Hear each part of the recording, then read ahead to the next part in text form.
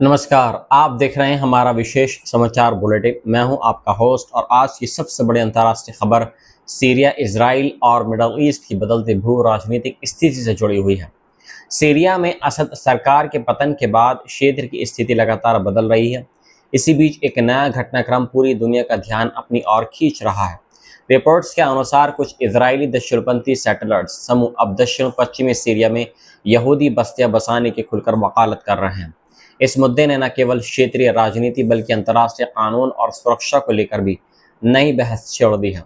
बताया जा रहा है कि वर्ष 2024 में सीरिया में सत्ता परिवर्तन और इसके बाद गोलान हाइट्स के आसपास इजरायली सैन्य गतिविधियों के विस्तार के बाद एक नया संगठन सामने आया है, जिसका नाम है हलुत्ज़ई हबशान। ये संगठन मुख्य रूप से वेस्ट बैंक के कुछ इजरायली सेटलर्स द्वारा बनाया गया और बताया जाता है कि इस समूह का दावा है कि दक्षिण पश्चिमी सीरिया का बशान क्षेत्र ऐतिहासिक रूप से प्राचीन लैंड ऑफ इजराइल का एक हिस्सा रहा है और इसलिए वहां यहूदी बस्तियां बसाई जानी चाहिए। रिपोर्ट्स के अनुसार इस संगठन ने पिछले एक वर्ष के दौरान कई बार सीरियाई क्षेत्र में प्रवेश करने की कोशिश की। अगस्त 2025 में इस समूह के सदस्यों ने कुनेत्रा के ग्रामीण इलाके में एक नई बस्ती स्थापित करने की घोषणा की और वहां प्रतीकात्मक रूप से आधारशिला भी रखी। हालांकि उस समय इजरायली सेना ने हस्तक्षेप किया और सभी लोगों को वहां से हटा दिया। इसके बाद नवंबर 2025 में इस संगठन से जुड़े कुछ लोग 1974 की युद्ध विराम रेखा पार कर सीरिया के बीर अजम गांव तक पहुंच गए। वहां उन्होंने सार्वजनिक रूप से घोषणा की कि वे इस स्थान पर यह स्थायी यहूदी बस्ती स्थापित करना चाहते हैं। ये घटना सामने आने के बाद पूरे क्षेत्र में सुरक्षा एजेंसियां सतर्क हो गई। इसी क्रम में अप्रैल 2026 में लगभग 40 लोगों का एक समूह दक्षिण सीरिया के हदर गांव में पहुंचा। रिपोर्ट्स के अनुसार उन्होंने एक इमारत पर कब्जा कर वहां इजरायली झंडे भी लगाए। इस घटना ने एक बार फिर पूरे क्षेत्र में तनाव बढ़ा दिया है और अंतर्राष्ट्रीय स्तर पर भी इस पर चर्चा शुरू हो गई है। फिर दिलचस्प बात यह है कि इजराइल कानून के अनुसार बिना अनुमति सीरिया या लेबनान की सीमा पार करना एक आपराधिक अपराध माना जाता है और इसके लिए 4 वर्ष तक की सजा का प्रावधान है। इसके बावजूद अब तक इन घटनाओं में शामिल लोगों के खिलाफ किसी बड़े आपराधिक मुकदमे या सख्त कानूनी कार्रवाई की सार्वजनिक जानकारी सामने नहीं आई है। इसी कारण कुछ जानकारों का कहना है कि इस प्रकार की घटनाओं के प्रति पर्याप्त राजनीतिक इच्छा शक्ति दिखाई नहीं दे रही है। हालांकि दूसरी ओर इजरायली सेना का आधिकारिक रुख इससे अलग बताया जाता है। सेना ने कई बार स्पष्ट किया है कि किसी भी नागरिक द्वारा सीरियाई क्षेत्र में जाकर नई बस्ती बसाने का प्रयास अवैध है और इससे न केवल नागरिकों बल्कि इजरायली सैनिकों की सुरक्षा भी खतरे में पड़ सकती है।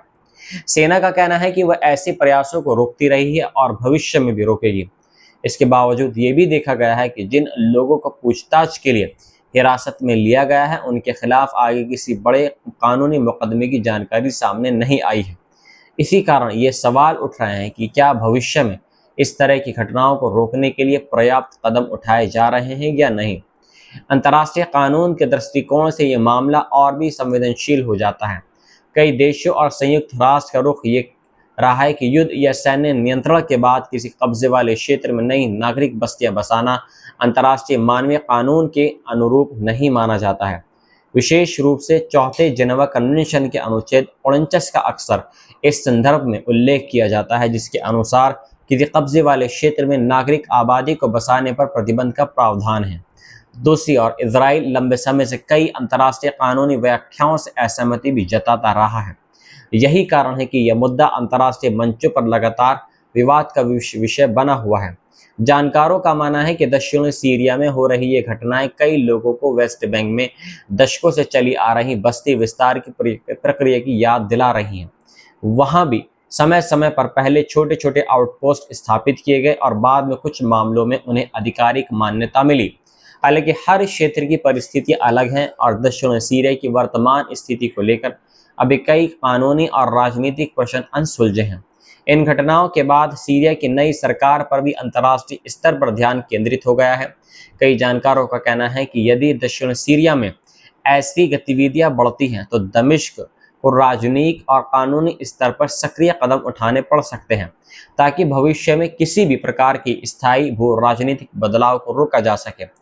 इस बीच मध्य पूर्व से पहले से कई मोर्चों पर तनाव का सामना कर रहा है। गजा संघर्ष, लेबनान सीमा पर सुरक्षा चुनौतियां, ईरान और इसराइल के बीच बढ़ता तनाव तथा सीरिया की बदलती स्थिति, इन सभी कारणों से पूरा क्षेत्र लगातार अस्थिर बना हुआ है।